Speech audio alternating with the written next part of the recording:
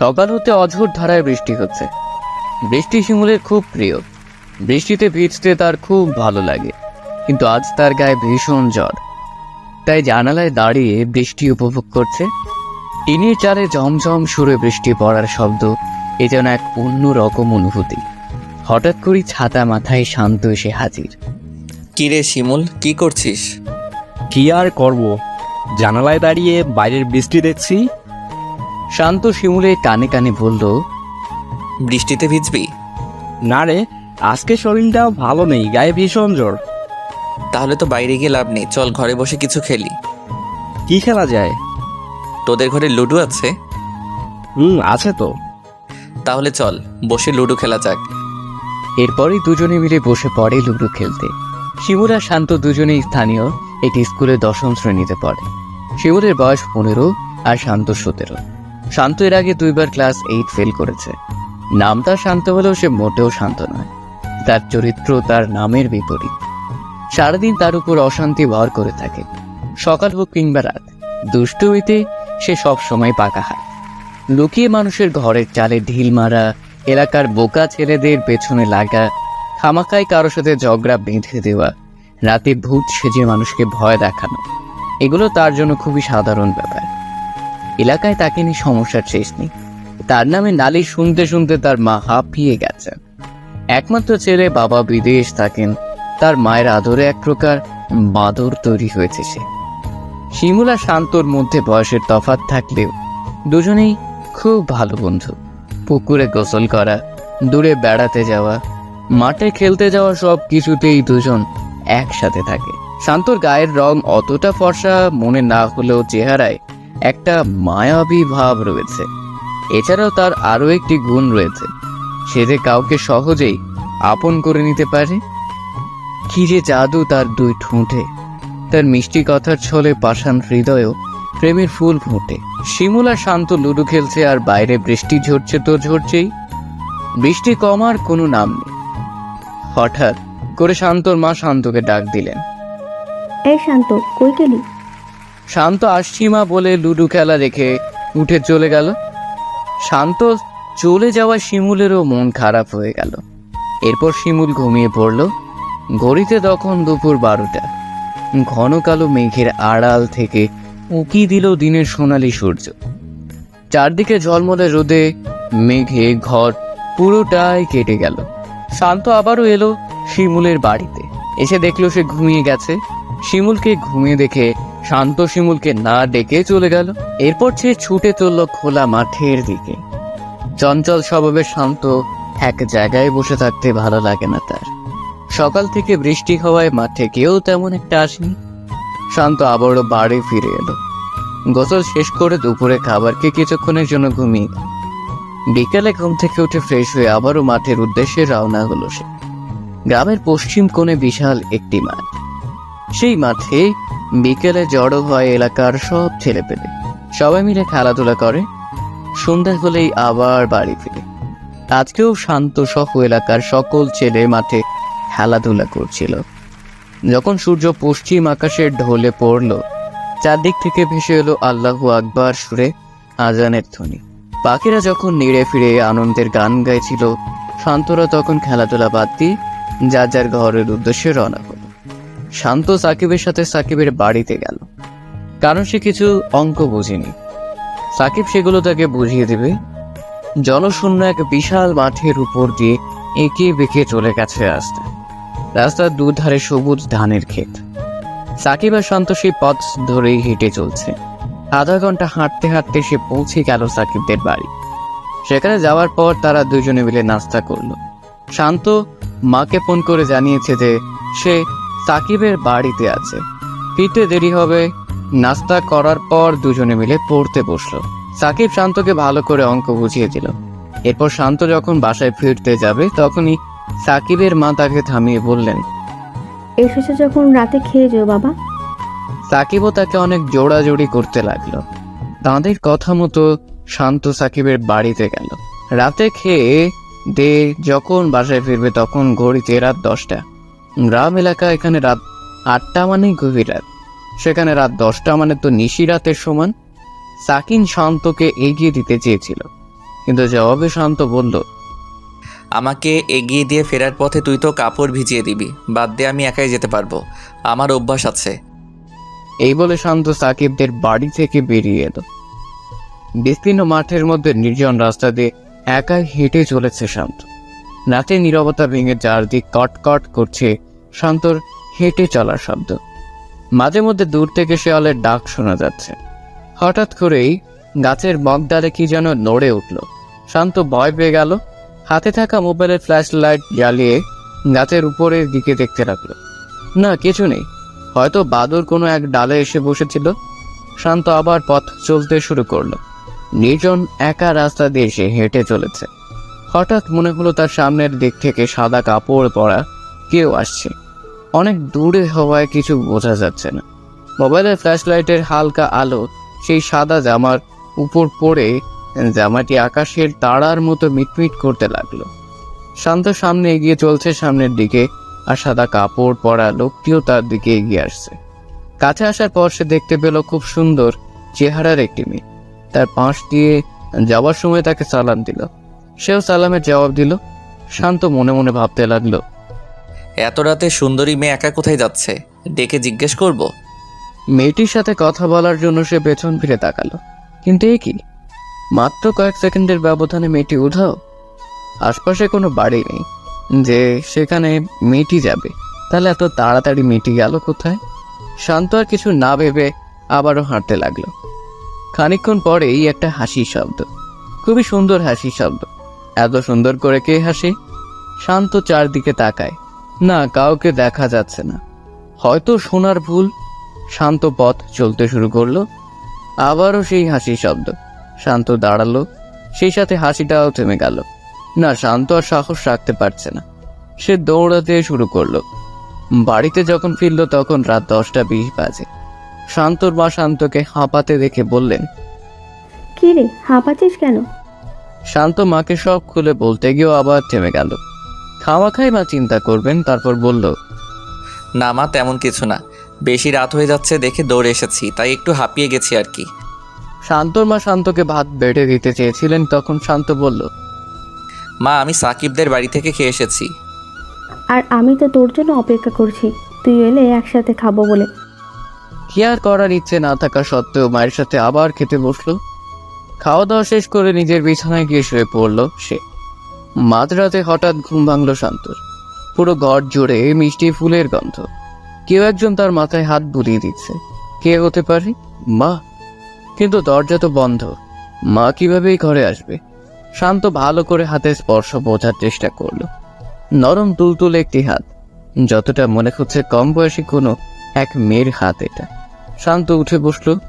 এরপর বিছানার ডান পাশে থাকা সুইচ বোর্ডের লাইটের সুইচ দিল। লাইট জ্বালানোর পর সে পুরোই অবাক হয়ে গেল। সেই সাথে অনেকটা ভয়ও পেল। ঘরে কেউ নেই। শান্ত বিছানা থেকে নেমে পুরো ঘর, বাথরুম, খাটের নিচ সব জায়গায় তন্ন তন্ন করে খুঁজল, কিন্তু কাউকেই পেল না। শান্তর মনের ভেতর একটা ভয় করছে। আস্তে আস্তে সে আবার বিছানায় উঠে লাইট অফ করে শুয়ে পড়ল। কিছুক্ষণ পর আবারও সেই হাতের ছোঁয়া। শান্ত ভালো করে বোঝার চেষ্টা করলো আসলে কারো হাত নাকি মনের ভুল। না, মনের ভুল নয়, ঠিকই কেউ তার মাথায় আদর করে হাত বুলিয়ে দিচ্ছে। শান্ত সেই হাত চেপে ধরে অন্য হাত দিয়ে মোবাইলের ফ্ল্যাশ লাইট অন করলো। এ কি, সে তার কোলবালিশের একটি অংশ হাতে নিয়ে বসে আছে। অদৃশ্য থেকে একটা হাসির শব্দ শুনতে পেল সে। হাসির শব্দটা কেমন যেন পরিচিত মনে হচ্ছে। হ্যাঁ, এ তো সেই হাসি যা সে সাকিবদের বাড়ি থেকে ফেরার পথে শুনেছিল। শান্ত মনে সাহস এনে বলল, কে কে হাসে? প্রশ্ন করার সাথে সাথে হাসির শব্দটা আরো বেড়ে গেল।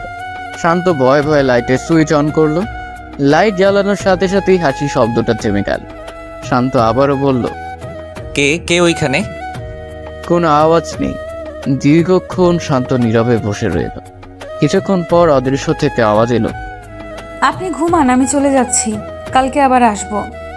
কথাগুলো শুনেই শান্ত কেঁপে উঠল আর আবার বলতে লাগলো, কে কে কথা বলে?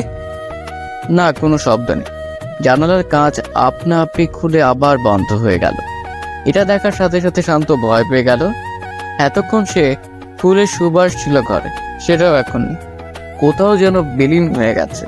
শান্ত লাইট না নিভিয়ে শুয়ে পড়ল। এত বয়সে কোনোদিন পাইনি।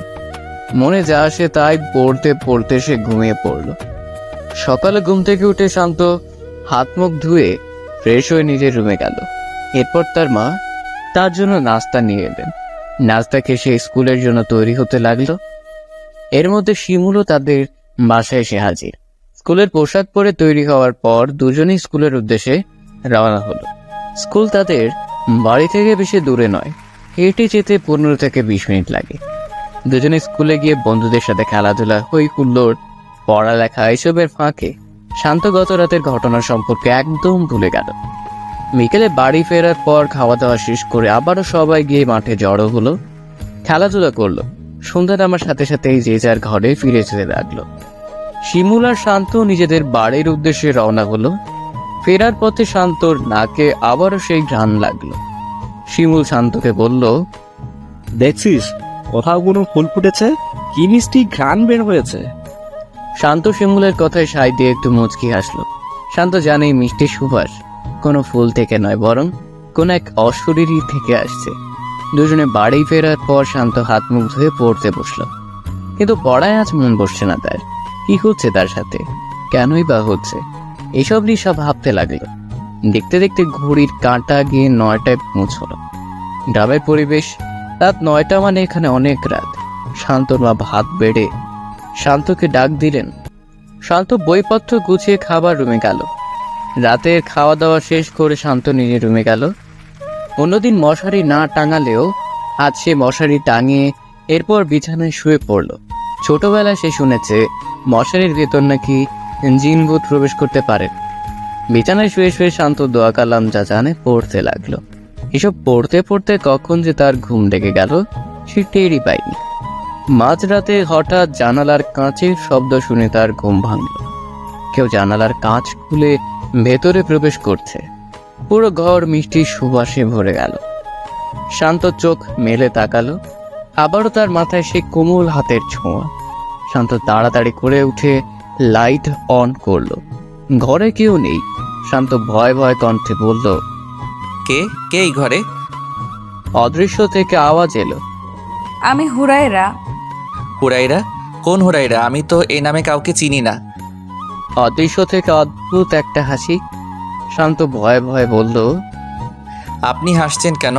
আপনি কে একটু পরিষ্কার করে বলেন তো। বললাম তো আমি হুরায়রা, পরিলোকের মেয়ে হুরাইরা। কি বললেন? পরি? পরি বলে কিছু আছে নাকি? কেন আপনি জানেন না? আল্লাহ মানুষ যেমন তৈরি করেছেন তেমনি জিনও তৈরি করেছেন। মেয়ে জিনদের পরি বলা হয়। এখানে কি চান? কি চাই মানে? আমি তো আপনার জন্যই এসেছি। সেদিন রাতে যখন আপনাকে দেখেছিলাম তখনই আপনাকে আমার ভালো লেগেছিল। সেদিন রাতে মানে? সেদিন রাতে মানে সেদিন রাতে, ওই যে যেদিন রাতে আপনি ভয়ে দৌড়ে এসেছিলেন। এরই মাঝে হঠাৎ করে শান্তর মা দরজার বাইরে থেকে বললেন, শান্ত, এই শান্ত, কার সাথে কথা বলিস এত রাতে? ঘুমাসনি এখনো? শান্তর মায়ের কণ্ঠ শোনার সাথে সাথেই জানালার কাঁচে শব্দ হলো। হয়তো হুরাইরা চলে গেছে। শান্ত বলল, না, আমার সাকিব ফোন করেছিল, তার সাথে কথা বলছিলাম। এত রাতে কিসের এত কথা? ঘুমা তাড়াতাড়ি। শান্ত লাইট বন্ধ করে আস্তে আস্তে শুয়ে পড়ে। বিছানায় শুয়ে শুয়ে সে ভাবতে লাগে, কে এই হুরাইরা? কেনই বা সে আমার পেছনে লেগেছে? পরীরা যদি কোনো মানুষকে পছন্দ করেই ফেলে তবে তাকে কি করে? কথাগুলো ভাবতে ভাবতে সে ঘুমিয়ে পড়ল। সকালে ঘুম থেকে উঠে শান্ত নিজের বিছানার পাশে তরতাজা টাটকা একটি গোলাপ ফুল দেখতে পেল। দেখে মনে হচ্ছে এইমাত্র বাগান থেকে তুলে আনা হয়েছে গোলাপটি। হালকা গোলাপি রঙের উপর হলুদ রঙের ছাপ। কি যে মিষ্টি সুবাস! গোলাপ সে অনেক দেখেছে, কিন্তু এমন গোলাপ সে কোনোদিন দেখেনি। বিছানার পাশে গোলাপটি রেখে দাঁত ব্রাশ করে ফ্রেশ হয়ে স্কুলের জন্য তৈরি হলো সে। এরপর শিমুল আর শান্ত দুজনেই স্কুলের উদ্দেশ্যে রওনা হলো। চলার পথে শিমুল শান্তকে বলল, কি রে, তোর গা থেকে এত সুন্দর ঘ্রাণ বের হচ্ছে? তোর বাবা বিদেশ থেকে কি পারফিউম পাঠিয়েছে নাকি? শান্ত প্রতিদিন সকালে গোসল করলেও আজ গোসল না করে চলে এসেছে। তাই ভাবলো তার গা থেকে হয়তো ঘামের গন্ধ বের হচ্ছে। সেটা নিয়ে মশকরা করে শিমুল এমন বলছে। তাই সে বলল, না রে, আজ সকালে গোসল করিনি তো, তাই হয়তো এমন দুর্গন্ধ করছে। আরে দুর্গন্ধ হতে যাবে কেন? এত অনেক সুন্দর ঘ্রাণ। তুই কি সত্যিই কোনো পারফিউম ব্যবহার করিসনি? আরে সত্যি বলছি, আমি কোনো পারফিউম ব্যবহার করিনি।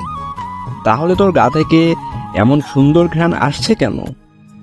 জানি না, বাদ দে তো এসব কথা। এবার স্কুলে চল, দেরি হয়ে যাচ্ছে। শিমুল মনে মনে ভাবল শান্তকে হয়তো তার বাবা কোনো পারফিউম গিফট করেছেন। সেই কথা হয়তো শান্ত তার কাছে লুকোচ্ছে। এই কথা ভেবে শিমুল মনে মনে শান্তর উপর কিছুটা রাগ করল। স্কুলে যাওয়ার পর পুরো ক্লাস শান্তর গায়ের সুগন্ধে ভরপুর হয়ে উঠল। সবাই শান্তকে বলছে, কিরে, কোন ব্র্যান্ডের পারফিউম ব্যবহার করছিস? তোর পারফিউমের ঘ্রাণে পুরো স্কুল মোহ করছে। ক্লাস শুরু হওয়ার পর শান্ত ব্যাগ থেকে বই বের করতে যাবে, ঠিক তখন তার হাতে কি যেন বিঁধল। শান্ত চট করে ব্যাগ থেকে হাত বের করে দেখলো তার হাত থেকে রক্ত ঝরছে। সে ব্যাগের ভিতরে তাকালো, সকালের সেই গোলাপ ফুলটি তার ব্যাগে। এই ফুলের কাঁটাই তার হাতে বিঁধেছে। শান্ত কিছুটা অবাক হলো, সে তো এই ফুল ব্যাগে রাখেনি, তাহলে কে রাখলো? ফুলে থাকা কাঁটার আঘাতে শান্তর হাত থেকে অঝোর ধারায় রক্ত ঝরছে, সেই সাথে তীব্র ব্যথাও হচ্ছে। মনে হচ্ছে কাঁটা নয়, যেন কোনো বিষাক্ত সাপ কামড় দিয়েছে। অনেক কষ্টে শান্ত স্কুলে ক্লাস করলো। হাতের ব্যথা ধীরে ধীরে বাড়তে থাকায় টিফিনের সময় ছুটি নিয়ে বাড়ি চলে এলো। নিজের রুমে গিয়ে ব্যাগ রাখতে যাবে, ঠিক তখনই দেখলো তার বিছানার পাশে গোলাপ ফুলটি পড়ে আছে। শান্ত তাড়াতাড়ি করে ব্যাগের চেইন খুলে দেখলো ব্যাগে গোলাপ নেই। শান্তর মাথায় কাজ করছে না, কি হচ্ছে তার সাথে এসব? মাথাটা কেমন ঝিনঝিন করছে। আস্তে আস্তে সে জ্ঞান হারিয়ে মাটিতে লুটিয়ে পড়ল। এরপর শান্ত রুমে কিছু পড়ে যাওয়ার শব্দ শুনে শান্তর মা দৌড়ে শান্তর ঘরে গিয়ে দেখলেন শান্ত মাটিতে পড়ে আছে। গায়ে হাত দিয়ে দেখলেন তার শরীরে ভীষণ জ্বর। এমন অবস্থায় কি করবেন তার মাথায় কিছুই কাজ করছে না। এরপর তিনি রান্নাঘরে গিয়ে পানি এনে শান্তর চোখে মুখে ছিটিয়ে দিলেন। পানি দেওয়ার পর শান্তর জ্ঞান ফিরে এলো। এরপর শান্তর মা আস্তে আস্তে তাকে ধরে বিছানায় তুলে শুইয়ে দিলেন। শান্তর হাতের ব্যথায় কাতরাতে লাগলো। শান্তর মা নিজের রুমে গিয়ে মোবাইল হাতে নিয়ে গ্রাম্য বাজারের ডাক্তারকে ফোন করলেন। ডাক্তার এসে শান্তকে দেখে বললেন চিন্তার কোনো কারণ নেই, বৃষ্টিতে হয়তো ভিজেছিল তাই ঠান্ডা লেগেছে। এরপর তিনি কিছু ওষুধ লিখে দিয়ে বললেন কাউকে বাজারে পাঠিয়ে এগুলো যেন আনিয়ে নেয়। ডাক্তার চলে যাওয়ার পর শান্তর মা শিমুলের ছোট ভাই জাহিদকে ডেকে এনে টাকার ওষুধের স্লিপ দিয়ে ওষুধ আনার জন্য পাঠালেন। জাহিদ বাজার গিয়ে ডাক্তারের লিখে দেওয়া ওষুধগুলো নিয়ে এলেন। শান্তর মা শান্তকে কিছু ভাত খাইয়ে ওষুধ খাইয়ে দেন। ওষুধ খাওয়ার পর শান্ত ঘুমিয়ে পড়ল। বিকেলে স্কুল ছুটির পর শিমুল বাড়ি ফিরে খাওয়া দাওয়া করে শান্তদের বাড়িতে গেল। শান্ত তখনও ঘুমোচ্ছিল। শিমুল শান্তর মাকে গিয়ে জিজ্ঞেস করলো, খালা, শান্ত কোথায়? সে তো ঘুমোচ্ছে। শান্ত তো এই সময় ঘুমানোর কথা নয়। স্কুল থেকেও আজ ছুটি নিয়ে এলো। বললো হাতে নাকি কিসের কাটা বিঁধেছে, তাই ব্যথা করেছে। হ্যাঁ রে বাবা, স্কুল থেকে ফেরার পর থেকেই তার ভীষণ জ্বর। কি বললেন? জ্বর? শিমুল আর কোনো কথা না বলে সোজা শান্তর রুমে চলে গেল। শান্ত রুমের মধ্যে একটা চেনা ঘ্রাণ। হ্যাঁ, এটা তো শান্ত যে পারফিউম ব্যবহার করেছিল সেটার ঘ্রাণ। পরক্ষণে শিমুলের মনে পড়লো যে না, এটা পারফিউম নয়। সেদিন সন্ধ্যাবেলা মাঠ থেকে ফেরার পথে এই ঘ্রাণ পেয়েছিলাম। এটা ভেবে শিমুল গিয়ে শান্তর বেডের পাশে বসে শান্তর মাথায় হাত বুলালো। শিমুল শান্তর মাথায় হাত রাখে সাথে সাথেই তার ঘুম ভেঙে গেল। চোখ বন্ধ করে সে বলতে লাগলো, হুরাইডা, তুমি আবার এসেছো? কি চাও তুমি? তোমার দেওয়া ফুলের কাঁটা আমার হাতে বিঁধে অনেক ব্যথা করছে। শিমুল শান্তর মাথায় হাত বোলাতে বোলাতে বলল, কি রে শান্ত, কি আজে বাজে বকছিস? কে তোকে ফুল দিয়েছে? আর এই হুরাইরা ইবাকে? শান্ত ঘুমের ঘরে শিমুলের এইসব কথা কানে না নিয়ে বলল। তুমি চলে যাও হুরাইডা। হঠাৎ করে শিমুল শান্তর বিছানার পাশে একটি গোলাপ পড়ে থাকতে দেখলো। অদ্ভুত ধরনের একটি গোলাপ। এমন গোলাপ শিমুল আগে কখনো দেখেনি। শিমুল গোলাপটি হাতে নিতে যাবে, এমন সময় শান্ত শিমুলের হাতে চেপে ধরে বলল, খবরদার, এটা হাতে নিস না। কথা বলতে বলতে শান্ত উঠে বসলো। শিমুল শান্তকে বলল, এটা হাতে নিলে কি হয়েছে? আমি হাতে নিব এটা। এই বলে যেই না শিমুল গোলাপের দিকে হাত বাড়াবে, তখনই শান্ত শিমুলের হাত অনেক জোরে চেপে ধরে। অদ্ভুত মেলি কণ্ঠে বলল, বললাম না এটা হাতে নিবি না। এই বলে সে শিমুলকে এক হাত দিয়ে ধাক্কা দিল। ধাক্কাকে শিমুল বিছানা থেকে পড়ে গেল। শান্ত সুস্থ থাকা অবস্থায় ও শিমুলকে এভাবে এক হাতে ধাক্কা দিয়ে ফেলে দেওয়া অসম্ভব। শিমুল শান্তর দিকে ভালো করে তাকালো। তার চোখ দুটি লাল হয়ে আছে, চেহারায় ভাসছে ভয়ানক কিছু। শিমুল শান্তকে এমন অবস্থায় দেখে ভয় পেয়ে গেল। সে বুঝতে পারলো শান্ত মোটেই স্বাভাবিক নয়, তার উপর হয়তো কোনো দুষ্টু জিনের আঁচড় আছে। শিমুল শান্তকে বলল, আচ্ছা আমি চলে যাচ্ছি, তুই ঘুমা।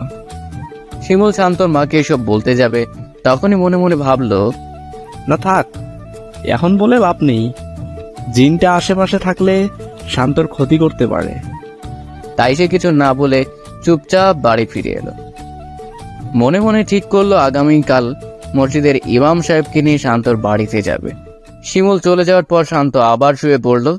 শান্তর মা শান্তর ঘরে গিয়ে দেখল গায়ের জ্বর এখনো কমেনি।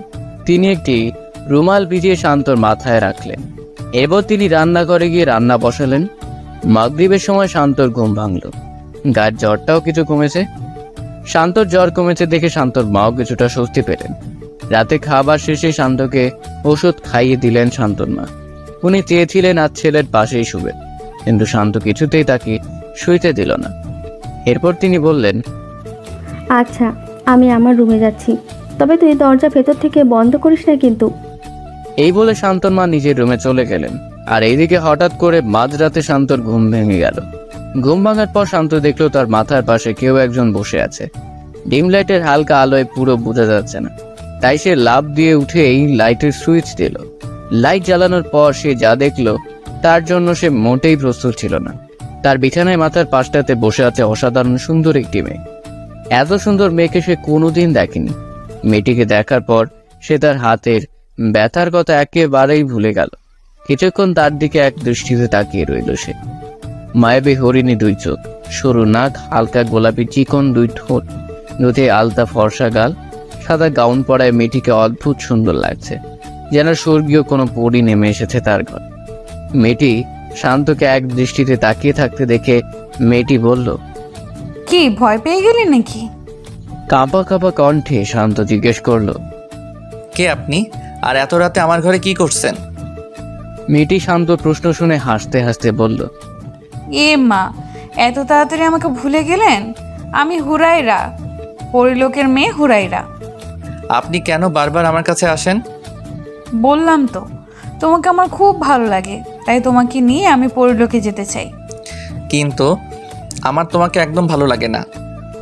কথা বলতে বলতে হঠাৎ শান্ত হাতে ব্যথা অনুভব করলো। তখন সে হুরায়রাকে বলল, তুমি কেন আমাকে এই বিষাক্ত গোলাপ দিয়েছ? এই গোলাপের কাঁটা হাতে বিঁধে আমার আজ এই করুণ অবস্থা। হুরায়রা এক রহস্যজনক হাসি হেসে বলে, কি বললে? বিষাক্ত গোলাপ? এই গোলাপ আমাদের পরিলোকের সবচেয়ে উৎকৃষ্ট গোলাপ। আমরা এই গোলাপের গন্ধ গায়ে মাখি, তাই আমাদের শরীর থেকে সুন্দর ঘ্রাণ পাওয়া যায়। উৎকৃষ্ট না ছাই, তোমার গোলাপ তোমার কাছেই রাখো। এই বলে শান্ত গোলাপটি হুরায়রার দিকে ছুঁড়ে মারল। শান্তর গোলাপ ছুঁড়ে ফেলায় হুরায়রা রাগ করে বলল, দেখো, তুমি কিন্তু আমার ভালোবাসাকে অপমান করছো। এটি কিন্তু আমি সহ্য করব না। ভালোবাসা না কচু? মানুষের সাথে পরীদের কোনো ভালোবাসার সম্পর্ক হতে পারে না। কেন পারে না? অবশ্যই পারে। আমাদের পরিলোকে এমন অনেক মানুষ আছে যাদেরকে পরীরা তুলে নিয়ে গেছে। আমিও তাদের যেদিন প্রথম দেখেছিলাম সেদিন চেয়েছিলাম তোমাকে তুলে নিতে। আমি তখন ওই গাছেই বসেছিলাম, কিন্তু গাছের থেকে যখন উড়াল দিলাম তখন গাছের ডালের শব্দ পেয়ে তুমি যখন উপরের দিকে লাইট ধরলে তখনই বুঝেছিলাম তুমি খুবই সাহসী। আর সাহসী লোকেদের পরিলোকে নিয়ে যাওয়া মানেই তাদের নির্ঘাত মৃত্যু। সেই কারণেই তোমাকে তুলে না নিয়ে ভাবলাম তোমাকে আস্তে আস্তে বুঝিয়ে নিয়ে যাব। অনেক হয়েছে, তুমি এখন যাও তো, আমার ভালো লাগছে না। আমি ঘুমাবো। আর তোমাকে তো আমি ভালোবাসিনি, তাহলে আমি কেন পরিলোকে যাব? তুমি আমাকে ভালোবেসেছো, তুমি পরিলোক ছেড়ে এই মর্তলোকে আসো। আমি যদি পরিলোক ছেড়ে মর্তলোকে আসি তবে পরীরা আমাকে যে কোনো উপায় খুঁজে বের করবে আর আমাকে এবং তোমাকে মেরে ফেলবে। ভালোবেসে মরতে কি তুমি ভয় পাও? হুমেরা বুঝতে পারলো এই পাকাপোক্ত ছেলের সাথে সে কথায় পেরে উঠবে না, তাই সে বলল, তুমি এখন ঘুমাও, কালকে তোমার জন্য নতুন এক উপহার নিয়ে আসবো। তুমি না আসলে আমি খুশি, আর এটাই আমার সবচেয়ে বড় উপহার। হুমায়রা রাগ করে শান্তর দিকে তাকিয়ে কিছু বলতে চাচ্ছিল কি ভেবে কিছুই না বলে অদৃশ্য হয়ে গেল। হুমায়রা চলে যাওয়ার পর শান্ত আবারও শুয়ে পড়ল। গায়ের জ্বর কমলেও হাতের ব্যথা কিছুতেই কমছে না। তারপর লাইটের সুইচ অফ করে শান্ত আবারও শুয়ে পড়ল। কিছুতেই ঘুম আসছে না। একেই তো হাতে ব্যথা, তার উপরে পরীটা বড্ড জ্বালাতন করছে। যদি সে পরী না হয়ে মানুষ হতো তাহলে সে তাকে সাদরে গ্রহণ করত, কিন্তু মানুষ হয়ে পরীর সাথে প্রেম অসম্ভব। তার ডাকে সাড়া দেওয়া মানে সারা জীবনের জন্যই দুনিয়া ছেড়ে পরিলোকে চলে যাওয়া। এটা মৃত্যুর চেয়ে বা কম কিসে? বিছানায় শুয়ে শুয়ে ভাবতে লাগলো শান্ত। এসব কথা ভাবতে ভাবতে ঘুমে তার দু চোখ বন্ধ হয়ে এলো। কিছুক্ষণ পর শান্তর মা এসে তার মাথায় হাত দিয়ে দেখলো তার জ্বর অনেকটা কমেছে। ছেলেটা জ্বর কমতে শুরু করেছে দেখে তিনি অনেকটা চিন্তামুক্ত। এরপর তিনি আবারও নিজের রুমে গিয়ে শুয়ে পড়লেন। শান্তর মা বিছানায় শুয়ে থাকলেও কেন জানি তার ঘুম আসছে না। বিছানার এপাশ ওপাশ করতে করতেই রাত পার হয়ে গেল। ভোর হতেই মসজিদের মিনার হতে ভেসে এলো আজানের সুমধুর ধ্বনি। বিছানা ছেড়ে উঠে গিয়ে উজু করে ফজরের নামাজ আদায় করলেন। এরপর আবার শান্তর রুমে গিয়ে দেখলেন শান্ত ঘুমাচ্ছে। আস্তে আস্তে ছেলে রুম থেকে বাইরে এসে উঠোনে কিছুক্ষণ পায়চারি করলেন। পুরো বাড়ি জুড়ে সুন্দর একটা মিষ্টি সুবাস পাওয়া যাচ্ছে। শান্তর মা ভাবলেন হয়তো বাড়ির আশপাশে কোথাও ফুল ফুটছে। আস্তে আস্তে যখন সূর্য পূর্ব আকাশের দিকে উদিত হতে লাগলো, সেই সাথে মিষ্টি সুবাসও মিলিয়ে যেতে লাগলো। তবে শান্তর মা বিষয়টিকে খুব একটি গুরুত্ব দিলেন না। অনেকক্ষণ বাহির হাঁটাহাঁটি করার পর শান্তর মা রান্নাঘরে গিয়ে সকালের নাস্তা তৈরির কাজে লেগে গেলেন। সকাল 8:30টার দিকে ঘুম ভাঙল শান্ত। শরীরের জ্বর নেই, তবে হাতে এখনো ব্যথা আছে। আস্তে আস্তে বিছানা ছেড়ে উঠে বাথরুমে গিয়ে হাত মুখ ধুয়ে ফ্রেশ হয়ে বাহিরে এলো। কিছুক্ষণ পর শান্তর মা তার জন্য নাস্তা নিয়ে তার রুমে গেলেন। নাস্তা দিয়ে আবারও ছেলের কপালে হাত দিয়ে দেখলো জ্বর কমেছে কিনা। শান্তর গায়ে জ্বর আর নেই। ছেলেকে নাস্তা দিয়ে তিনি বললেন, গতকাল শিমুল এসেছিল, সে বলল তোর হাতে নাকি কিসের কাঁটা বিঁধেছে, দেখি তো কোন হাতে। শান্ত মায়ের দিকে তার বা হাত বাড়িয়ে দিয়ে বলল। এই হাতের আঙুলে। শান্তর মা ছেলের আঙ্গুলের দিকে তাকাতেই আঁতকে উঠলেন। হাতের আঙ্গুলের যেখানে কাঁটা বিঁধেছে সেখান থেকে হাতের রং নীল হয়ে আস্তে আস্তে উপরের দিকে আসছে। শান্তর মা তাড়াতাড়ি উপরে গিয়ে ডাক্তারকে ফোন করলেন। ডাক্তার এসে শান্তর আঙ্গুল দেখে বললেন, হয়তো কাটা তার হাতের রগের মধ্যে বিঁধেছে। ভালো হবে আপনি তাকে ভালো কোনো হাসপাতালে নিয়ে দেখা। হাতে ইনফেকশন হলে তারা বুঝতে পারবে। শান্তর মা ডাক্তারের কথা শুনে চিন্তিত হয়ে পড়লেন। ডাক্তারকে বিদায় দেওয়ার পর তিনি শান্তর বাবাকে ফোন দিলেন। শান্তর বাবা সব শুনে বললেন, আচ্ছা, তুমি চিন্তা করো না, আমি এখন কিছু টাকা পাঠাচ্ছি, আর আজাদকেও বলে দিচ্ছি তোমার যা টাকা লাগবে তার কাছ থেকে নিও।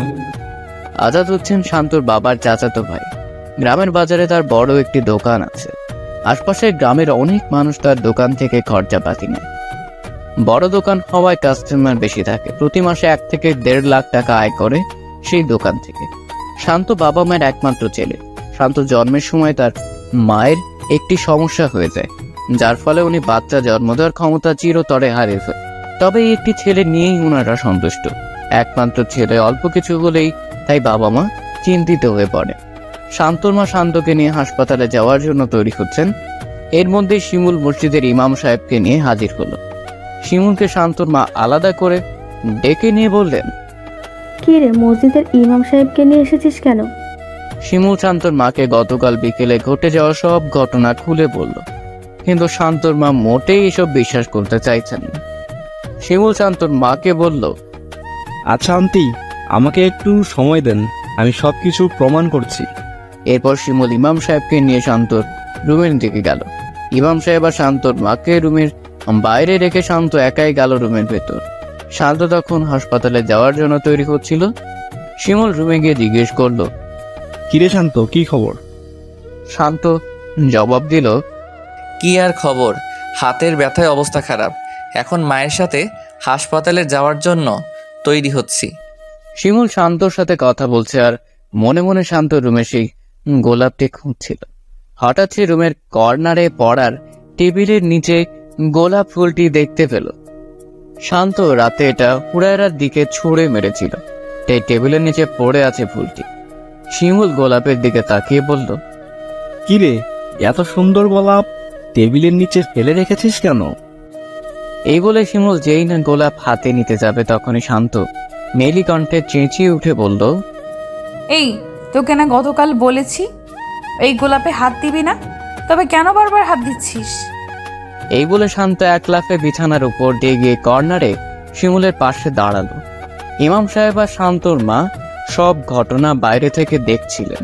শান্ত শিমুলকে মারতে উদ্যত হলো, তখনই শিমুল বলল, প্লিজ বন্ধু, ভুল হয়ে গেছে, আর ছুঁইব না এই গোলাপ। কিন্তু শান্ত কিছুতেই শান্ত হচ্ছিল না। অনেক কষ্টে শিমুল শান্তর হাত থেকে বেঁচে বাইরে বেরিয়ে এলো। এরপর ইমাম সাহেব আর শান্তর মাকে নিয়ে তারা অন্য কামরায় চলে গেল। ইমাম সাহেব বললেন, দেখো, শান্তর যে অবস্থা দেখলাম তাতে আমার ধরার কিছু করা সম্ভব নয়। ভালো একজন দিন সাধকই পারবেন শান্তকে এই ছায়া থেকে বাঁচাতে। শান্তর মা বললেন। কিন্তু জিন সাধক কোথায় পাবো? ইমাম সাহেব বললেন, আমার জানাশোনা একজন জিন সাধক আছেন, আমি তার নাম্বার দিচ্ছি।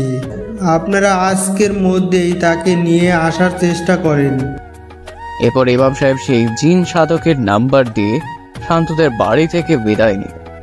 ইমাম সাহেব চলে যাওয়ার পর শান্তর মা ইমাম সাহেবের দেওয়া নাম্বারে ফোন দিয়ে কথা বলেন।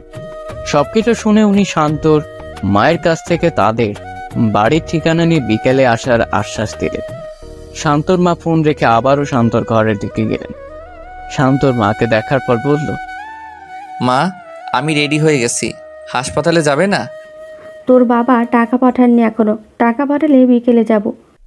এই বলে তিনি আবারও ছেলের হাতের আঙ্গুলের দিকে তাকালেন। আঙ্গুলের নীল রেখাটি আগে যে অবস্থানে ছিল তার চেয়ে 2 ইঞ্চি উপরের দিকে উঠে এসেছে। শান্তর মা কি করবেন কিছুই বুঝতে পারছেন না। আঙ্গুলের নীল রেখাটি ক্রমশ উপরের দিকে উঠছে। এটা কেন হচ্ছে? হাসপাতালে ডাক্তারের কাছে যাবেন নাকি জিন সাধক আসার আগ পর্যন্ত অপেক্ষা করবেন? অনেক ভেবেচিন্তে তিনি মনে মনে ঠিক করলেন, আঙুলের জন্য ডাক্তার দেখাই। হতে পারে কাঁটা আঙুলের রগে বিঁধেছে, যার ফলে রগে কোনো ইনফেকশনের সৃষ্টি হয়েছে। এরপর তিনি শান্তকে বললেন, তোর হাতের আঙুল তো দেখছি সময়ে সময়ে খারাপের দিকে যাচ্ছে। আমার মনে হয় ঘরে যে কয়টা টাকা আছে সেগুলো নিয়ে হাসপাতালে যাই, পরে লাগলে না হয় তোর আজাদ চাচার কাছ থেকে ধার নিব। শান্ত মায়ের কথায় সম্মতি জানাল। এরপর তিনি ঘরে গিয়ে বোরখা পরে শান্তকে নিয়ে হাসপাতালের উদ্দেশ্যে রওনা হলো। সাথে শিমুলও ছিল। হাসপাতালে যাওয়ার পর ডাক্তার ভালো করে শান্তর হাত দেখলেন। এরপর কিছু পরীক্ষা লিখে দিয়ে বললেন সেগুলো করানোর জন্য। শান্তর মা সেগুলো পরীক্ষা করার জন্য একটি ডায়াগনস্টিক সেন্টারে গেলেন। সেখানে শান্তর হাত পরীক্ষা করার পর তারা বলল পরের দিন সকালে সে রিপোর্ট নিতে। সকাল থেকে এখন পর্যন্ত শান্তর হাতের নীল রেখা 2 ইঞ্চি উপরে উঠে গেছে। এই মতাবস্থায় পরীক্ষার রিপোর্ট গতকাল মানে অনেক দেরি। তাই তিনি ডায়াগনস্টিক সেন্টারের কর্মকর্তাদের অনেক অনুরোধ করলেন যে রিপোর্টটি আজকে দেওয়ার জন্য, কিন্তু তারা সেটা তো অপারগতা প্রকাশ করলো। এরপর তিনি আবার সেই ডাক্তারের কাছে গেলেন। ডাক্তার বললেন, রিপোর্ট না দেখে তো কিছু বলা যাবে না, আপনি বরং কালকে আসেন। শান্তর মা উপায়ন্তর না দেখে শিমুল আর শান্তকে নিয়ে বাসায় চলে এলেন। ঘড়িতে তখন বিকেল 3টে। শান্তর মা শিমুল আর শান্তকে ভাত দিয়ে নিজেও কিছু খেলেন। এর মধ্যে জিন সাধক শান্তর মায়ের ফোনে কল করলেন। শান্তর মা শান্তর পাশ থেকে দূরে সরে গিয়ে ফোনে কথা বললেন। জিন সাধক হুজুর তাদের বাজারে চলে এসেছেন।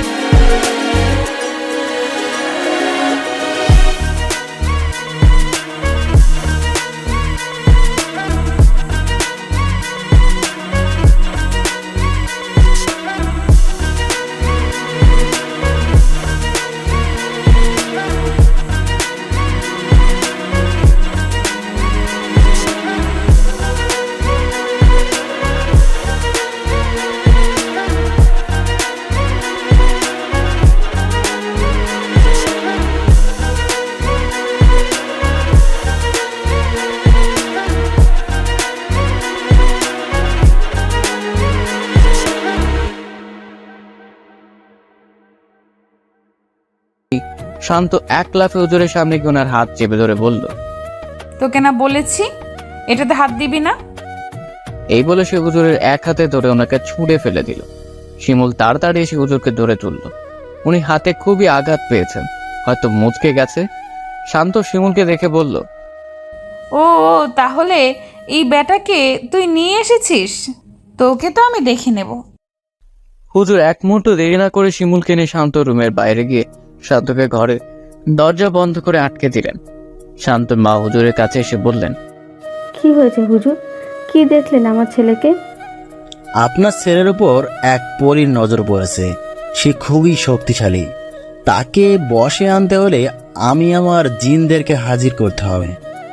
শান্তর মা বললেন, তো হাজির করেন, আমার ছেলেকে যেভাবেই হোক ওই পরীর কবল থেকে মুক্ত করেন। হুজুর বললেন, এখন সম্ভব নয়, মাগরিবের পর জিনদের হাজির করতে হবে। তাই আমাদের মাগরিব পর্যন্ত অপেক্ষা করতে হবে। ঠিক তখনই মসজিদের মাইক হতে আসরের আজানের সুর ভেসে এলো। হুজুর তাদের কাছ থেকে বিদায় নিয়ে আসরের নামাজে গেলেন।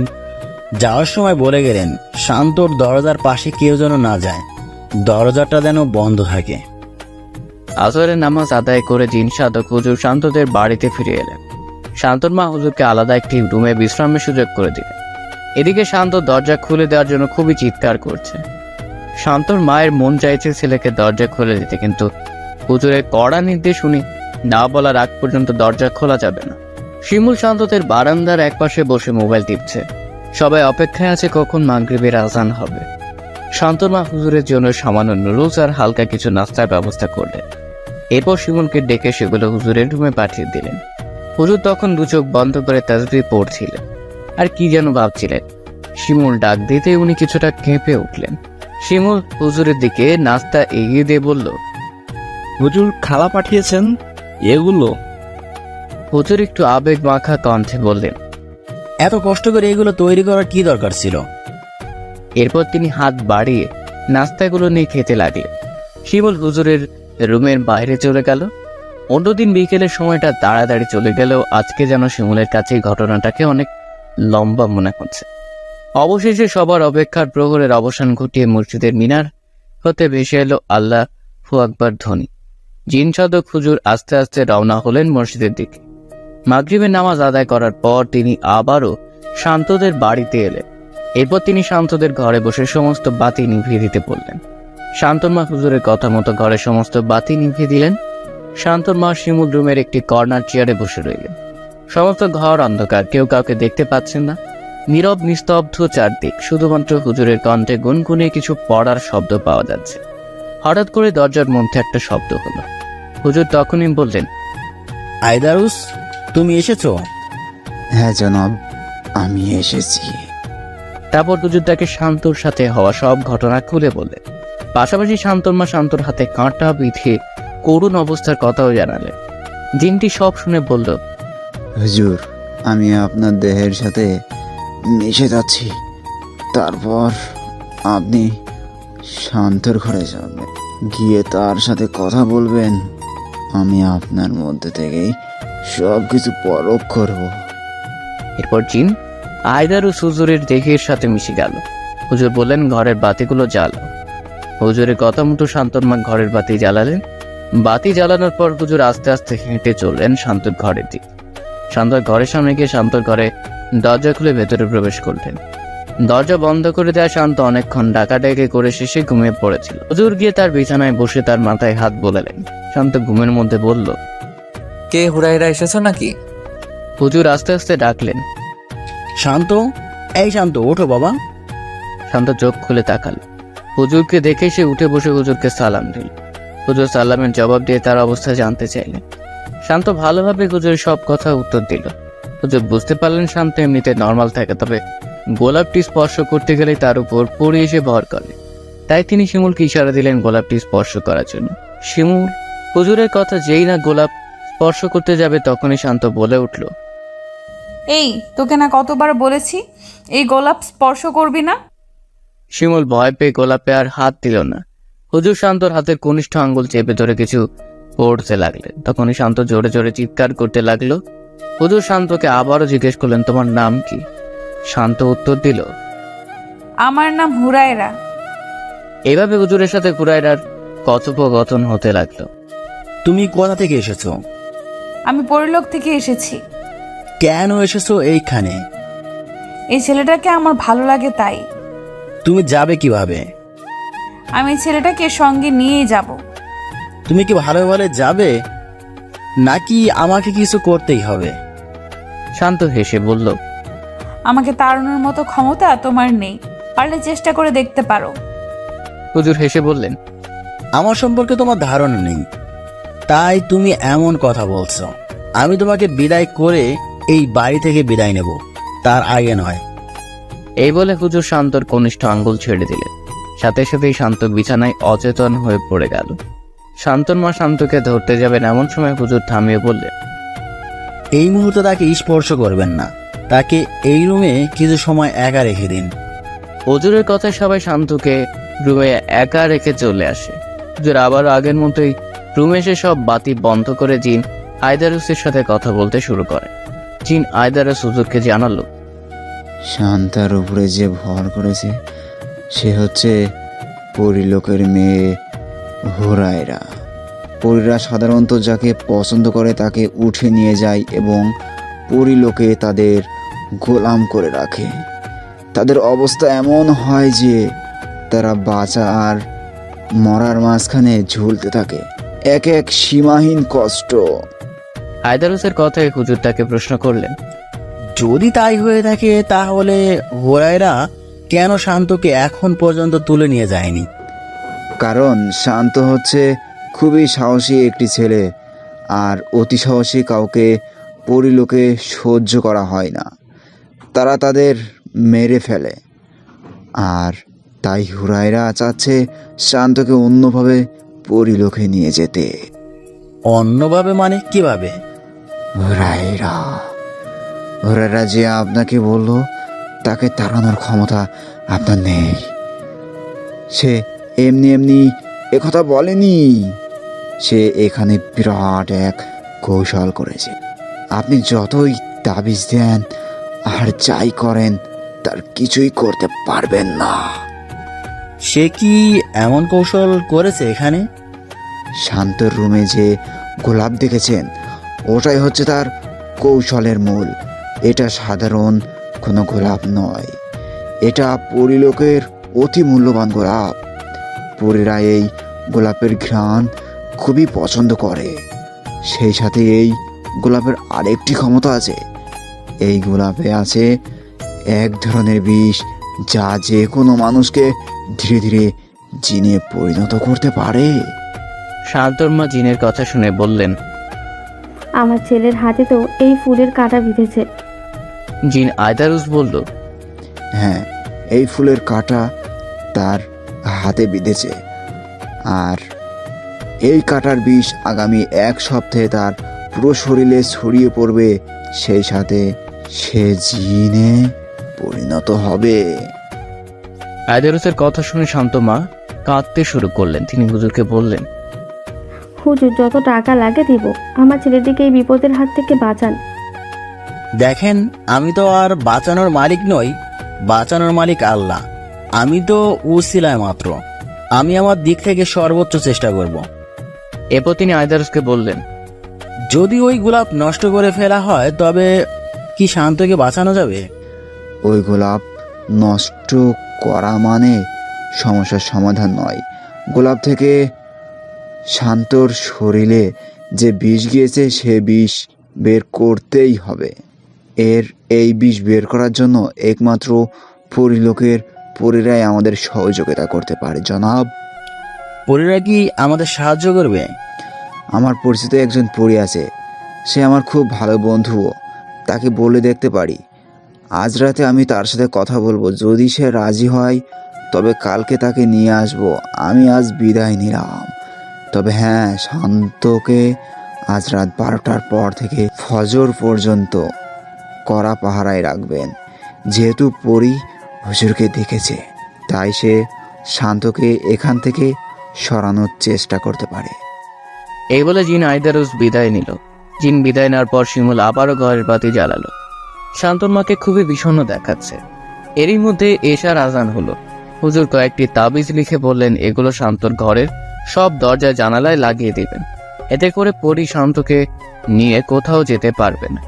এরই মধ্যে মসজিদের মিনার হতে এশার আজানের সুর ভেসে এলো।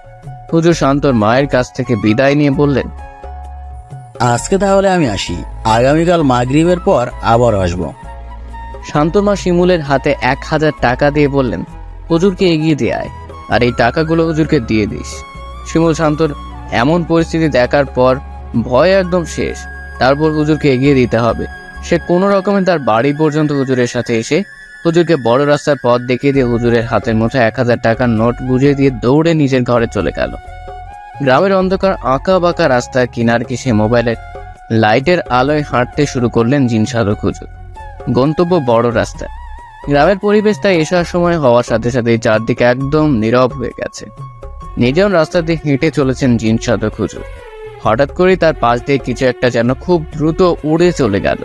জিন সাধক হুজুর বুঝতে পারলেন হয়তো ওই পরিটাই তার কোনো ক্ষতি করার চেষ্টা করছে। তাই তিনি আয়দারুসকে ডাকতে যাবেন, তখনই আয়দারুস বলল, হুজুর, আমাকে ডাকতে হবে না। আমি জানি ওই পরী যে কোনো সময় আপনার ক্ষতি করতে পারে, তাই আমি আপনার সাথেই আছি। আয়দারুসের কথায় হুজুর নিশ্চিন্ত হলেন। এরপর তিনি আবারও পথ চলতে শুরু করলেন। কিছু দূর পথ হেঁটেই হুজুর পৌঁছে গেলেন বড় রাস্তা। অনেকক্ষণ দাঁড়িয়ে থাকার পর একটা গাড়ি পেলেন। সেই গাড়িতে চড়েই তিনি বাড়ির উদ্দেশ্যে রওনা হলেন। শান্তনমা শান্তর বাবার সাথে ফোনে কথা বলছিলেন। শান্তর সাথে ঘটে যাওয়া সব ঘটনা শান্তর বাবাকে তিনি খুলে বললেন। শান্তর বাবা এসব ভূত প্রেত জিন পড়ি এগুলোতে একটু কম বিশ্বাস করেন। তিনি শান্তর মাকে বললেন, এইসব রেখে ছেলে ভালো ডাক্তার দেখাও। কোথাকার কোন ভণ্ড হুজুরদের দেখা পেয়েছো? কি করতে কি করবে সে তার ঠিক নাই। শান্তর বাবার কথা বিপরীতে শান্তর মা শুধু হ্যাঁ বাচক জবাব দিয়ে ফোন রেখে দিলেন। কি বা বলবেন, তিনি নিজেও তো এগুলোতে বিশ্বাস করেন তা না, তবে চোখের সামনে যে ঘটনাগুলো ঘটছে সেগুলোকে তো আর অবিশ্বাস করতে পারেন না। কথাগুলো ভাবতে ভাবতে তিনি ছেলের রুমের দিকে গেলেন। দরজা খুলতে গিয়ে খুললেন না, কারণ হুজুর নিষেধ করে গেছেন দরজা খুলতে। নীরব নিস্তব্ধ রাত। ছেলের রুমের দরজার বাইরে চেয়ারে বসে রইলেন তিনি। এভাবে বসে থাকতে থাকতে কখন যে ঘুমিয়ে পড়লেন টেরি পাননি। আর এদিকে জিন সাধক বাড়িতে গিয়ে জিন আয়দারুসকে বললেন, তুমি তোমার পরিচিত পরীর সাথে কথা বলো, সম্ভব হলে তাকে এখানে নিয়ে এসো, আমি তার সাথে কথা বলবো। জনাব, পরীটির সাথে আমি কথা বলবো, তবে সে এখানে আসবে কি না সেটা বলতে পারছি না, কারণ সে মানুষের সামনে যায় না। আমি আমার সর্বোচ্চ চেষ্টা করব জনাব। এই বলে আয়দারুস সেখান থেকে বিদায় নিল। আয়দারুসের পরিচিত পরী রুকাইয়া। আয়দারুস রুকাইয়ার কাছে গিয়ে শান্তর সাথে ঘটে যাওয়া সব ঘটনা খুলে বলে। রুকাইয়া সব শুনে বলে, এই জন্যই আজকাল হুরায়রাকে পরিলোকে কম দেখা যায়। আয়দারুস রুকাইয়াকে জিন সাধক হুজুরের সাথে দেখা করতে বললে সে বলে, আজ নয়, কালকে যখন তোমরা শান্তকে দেখতে যাবে তখন আমিও তোমাদের সাথে যাব। যদিও আমি কারোর সামনে যাই না, তবে একটা নিষ্পাপ প্রাণ বাঁচাতে আমাকে যেতে হবে।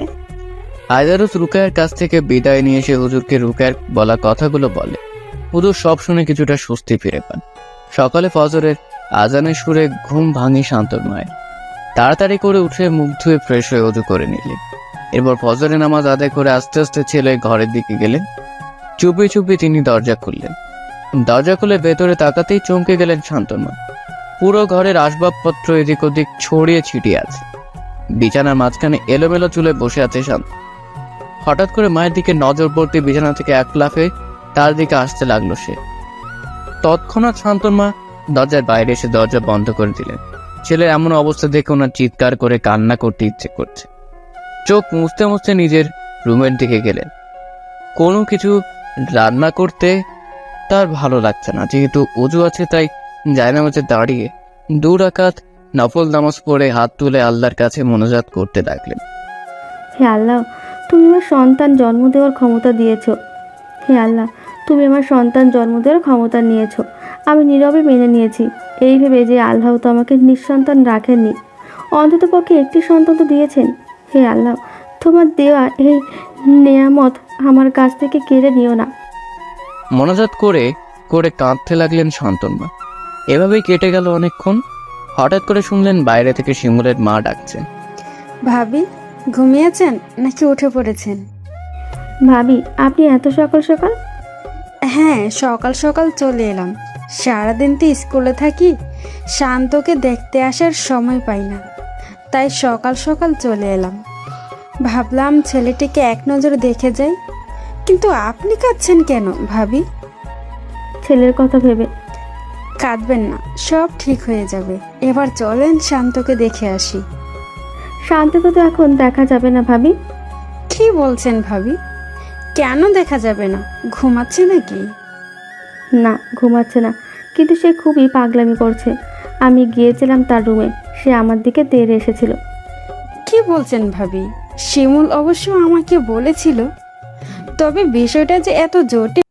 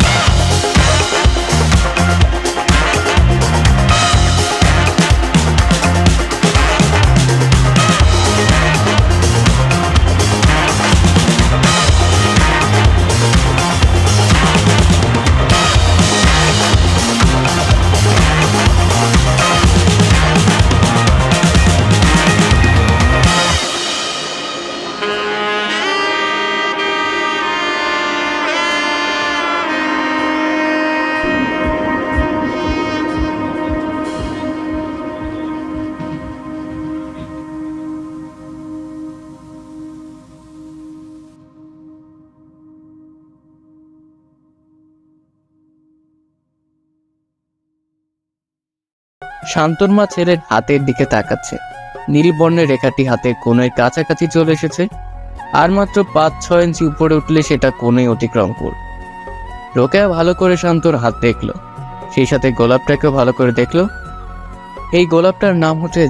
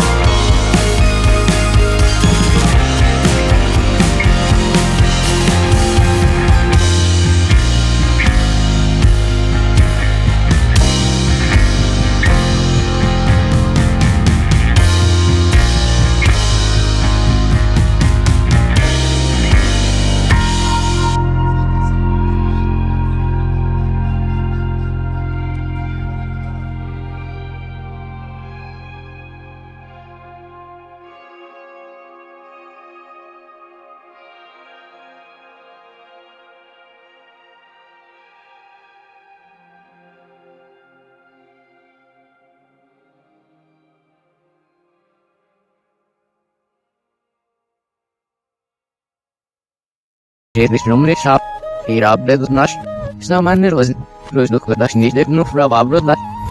Lob wenn das Schei hier ablet ist der Opres nicht der noch weg rozluk das nicht der Opres sein. Das der rozluk das nicht der Schei sie wissen ab im Adlik ja groß dann aber dunkel noch jetzt die bis Opres hat. Der Opres sei da die dann nur das Opres hat schon gedon. Der ist mich da Abrot nas shop schon gut der. Idol galet goshti va pele vittar opel mandat nosra tambel vele kiba ise luksni visur. Es wieder rukna samkshi shimi. Ruknoni rukni satani kesh.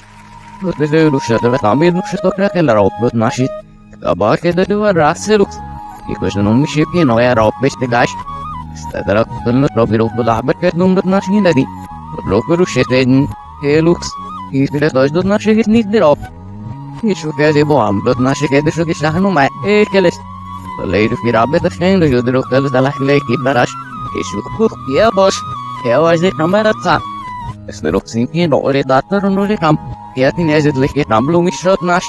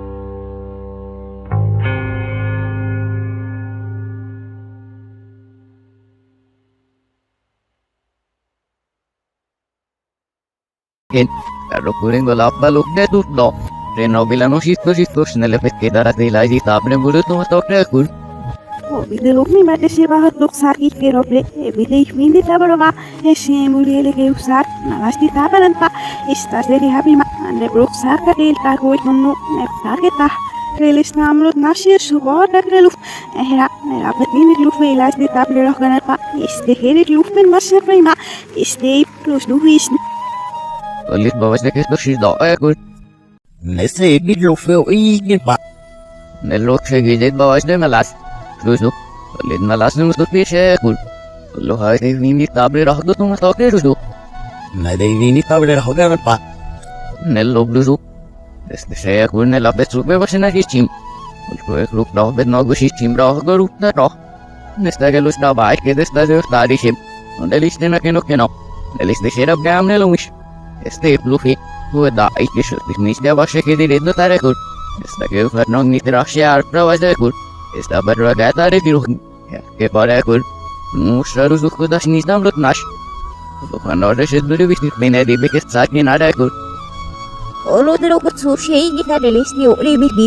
Waj nila tarat ni rago ikero vakrishu.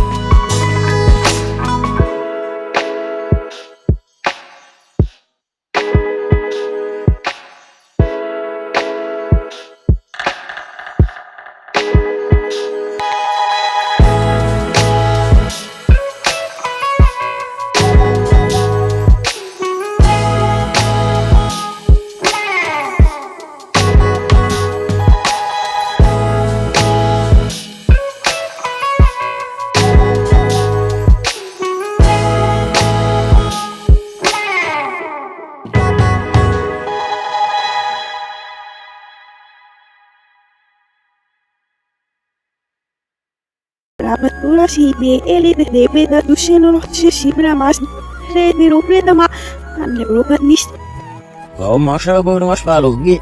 Iskira dura was mokoda. Ebro moro ko ino kadish. Yelo rapat no gaoka. Ese yelo sat le no ko no blinde taharot nas.